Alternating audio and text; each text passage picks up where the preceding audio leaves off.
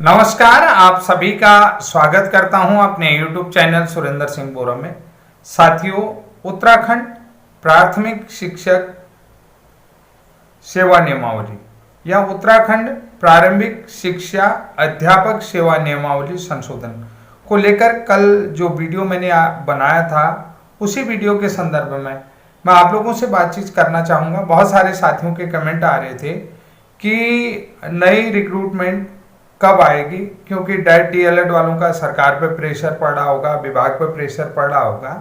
तो इसलिए जो है कि बहुत सारे साथियों को, क्योंकि मैं बहुत शॉर्ट में इसको कंक्लूजन करने की कोशिश करूंगा जितना भी प्रयास होगा, कि नई भर्ती कब आएगी। कि नई भर्ती के बारे में मैं आप लोगों को बता देता हूं कि नई भर्ती जब जो है संशोधित सेवा नियमावली 2025 आ जाएगी, उसके तुरंत बाद जो है कि नई भर्ती आने की संभावनाएं हैं। कि कंफर्म नहीं कर रहा हूं कि भर्ती आ जाएंगी, क्योंकि सबसे पहले जो है सेवा नियमावली संशोधित होना जरूरी है। उसमें सेवा नियमावली में संशोधन होगा, उसके बाद ही जो है कि नई भर्ती आएगी। अब बहुत सारे लोग ये कहेंगे कि भाई सेवा नियमावली में संशोधन क्यों होगा, क्योंकि एनआईओएस डीएलएड को तो ले ही रहे हैं, तो संशोधन की तो यहाँ पर आवश्यकता ही नहीं है। देखिए, आप लोगों का सोचना भी जरूरी है कि जो पूर्व की जो भर्तियां थी, जिनमें एनआईओएस डीएलएड ने आवेदन भी किए थे पूर्व में, तो आप लोगों को मैं ये बता देता हूं कि 2020 और 2021 की जो भी भर्तियां थी, उनमें उन्होंने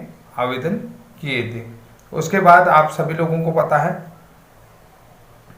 नवंबर 2023 में एनआईओएस डीएलएड बाहर हो गया।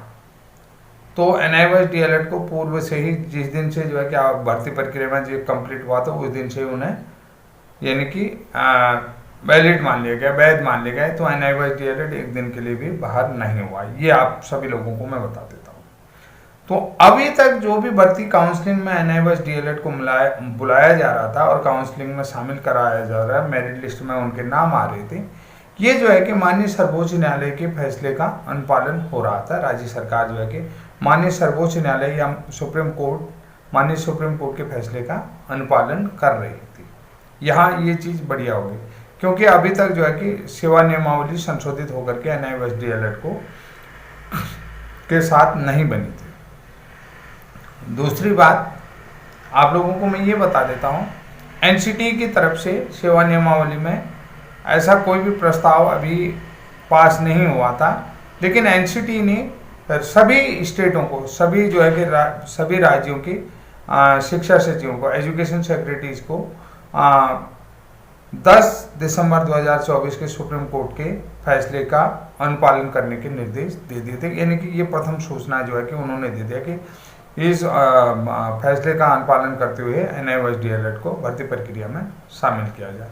तो यहाँ पर जो है कि अब जाकर के जो सेवा नियमावली बनेगी वो संशोधित होकर के, अब देखिए सेवा नियमावली अगर बनेगी तो भाई देखिए सब चीज़ कोर्ट के फैसले के अनुसार हुआ, तो उसको जो है कि उसमें फिर बिल भी पास होगा, यानी कि उसको पास भी कराना पड़ेगा।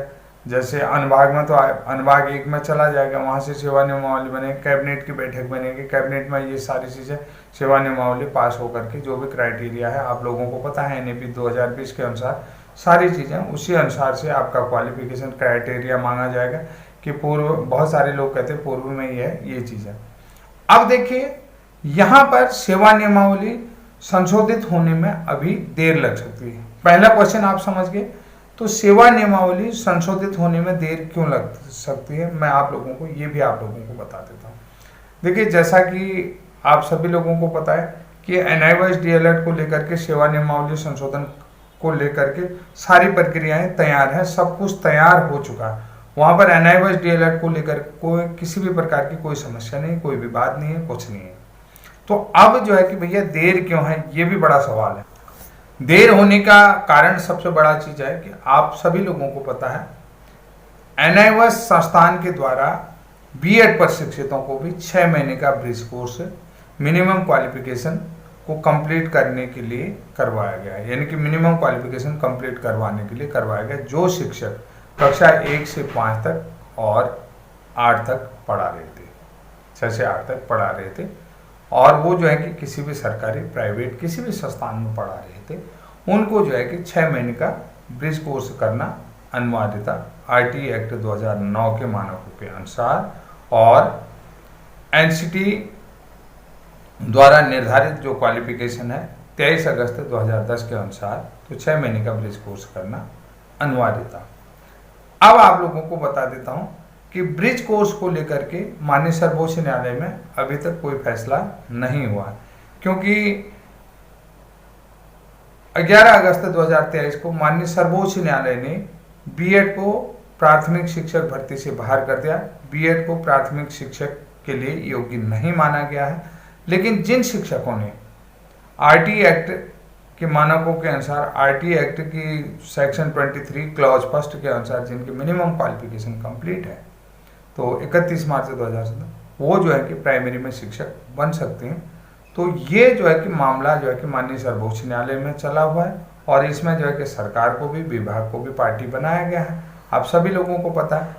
अगर अब देखिए, सरकार को भी पता है कि काफ़ी स्ट्रॉन्ग केस है, तो इस कारण से अगर सरकार और जो है कि विभाग चाह रहे होंगे कि जल्दी से जल्दी, जितनी जल्दी हो जाए, सुप्रीम कोर्ट में ब्रिज कोर्स की सुनवाई हो करके फैसला आ जाए, तो हम जो है कि नियमावली में दोनों क्वालिफिकेशनों को एक साथ जोड़ सकें। यानी कि जो संशोधित नियमावली बनेगी तो उसमें एनआईओएस, डीएलएड और ब्रिज कोर्स से एक साथ शामिल करके हम जो है कि नई संशोधित नियमावली निकाल सकें। ये मुख्य लक्ष्य है।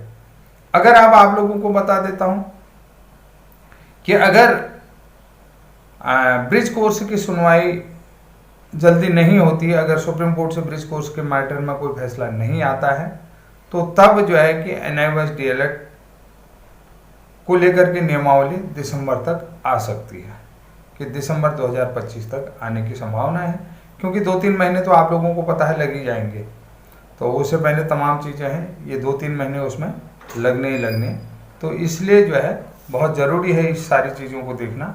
अब नियमावली से संबंधित सारी जानकारी आप लोगों की कंफर्म होगी कि मैं ये चाहता हूं कि जल्दी से जल्दी, देखिए अगर सुप्रीम कोर्ट में ब्रिज कोर्स की जितनी जल्दी सुनवाई हो जाएगी उतनी जल्दी जो है कि ब्रिज कोर्स प्रशिक्षितों के लिए फायदेमंद है और एनआईओएस, डीएलएड वालों के लिए भी फायदेमंद है कि जो अभी संशोधित नियमावली में अगर देर होने का कारण है, तो उसमें जो है कि सबसे मेन कारण हो रहा है ब्रिज कोर्स का माननीय सर्वोच्च न्यायालय में याचिका होना और उस याचिका का अभी तक फैसला न हो पाना। यानी कि जितनी जल्दी उसमें फैसला हो जाएगा उतनी जल्दी, चाहे पॉजिटिव रहे चाहे नेगेटिव रहे। तो ये चीज़ें जहाँ तक आसार लग रहे हैं कि सब चीज़ें पॉजिटिव होंगी और दोनों उसने होंगी।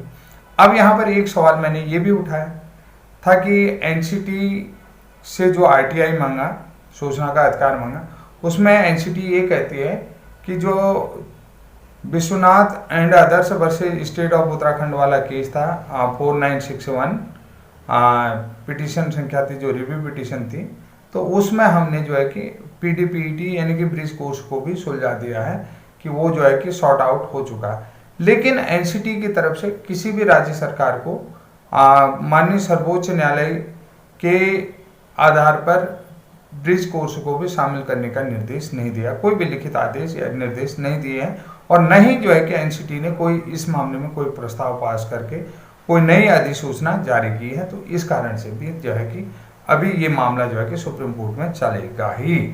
अगर उसी जो है कि रिट पिटीशन संख्या जो है 4961 जो है कि Vishwanath versus state of Uttarakhand के कारण ही जो है कि ये सारी चीज़ें सॉर्ट आउट होकर के आ जाती, तो आप लोगों का मैटर भी बहुत इजीली सॉल्व हो जाता। अब देखिए, हम लोग अगर आरटीआई का जवाब वहाँ पर भी देते हैं कि अनुभाग में भी देते हैं कि नियमावली को संबंध में, तो अनुभाग जो है कि हमारी बात को शामिल नहीं कर सकता, अनुभाग अपनी तरफ से कुछ नहीं कर सकता, क्योंकि अनुभाग को एनसीटी की तरफ से कोई भी निर्देश नहीं दिए, एनसीटी की तरफ से कोई भी निर्देश नहीं दिए गए। जब एनसीटी निर्देश करेगी अनुभाग को कि इनको भी नियमावली में शामिल करो, तभी जाकर के ब्रिज कोर्स भी शामिल हो जाएगा। तो ये टोटल जितने भी मेरे बीएड वाले साथी हैं, एनआईओएस, डीएलएड वाले साथी हैं और डाइट डीएलएड वाले साथी हैं, तो भर्ती कब आएगी ये भी आप लोगों ने अंदाजा लगा लिया हो। नियमावली संशोधन होना है, इस कारण से भर्ती में देर लगी है, ये भी आप लोग समझ गए हों। संशोधित नियमावली 2025 कब तक आने वाली संभावना, लगभग दिसंबर के आसपास आ जाएगी। उसके बाद जो है कि आप लोगों को पता है भर्ती का नोटिफिकेशन कब आएगा, ये तो मैं नहीं कह सकता हूँ। भर्ती का नोटिफिकेशन आएगा नियमावली संशोधित होने के बाद, जब तक जो है कि संशोधित नियमावली 2025 नहीं आते, उससे पहले भर्ती का नोटिफिकेशन नहीं आएगा। ये मेरा मानना है, ये मेरी बातें हैं। तो साथियों, आज के लिए इतना ही। तब तक के लिए जय हिंद, जय उत्तराखंड, बाय बाय।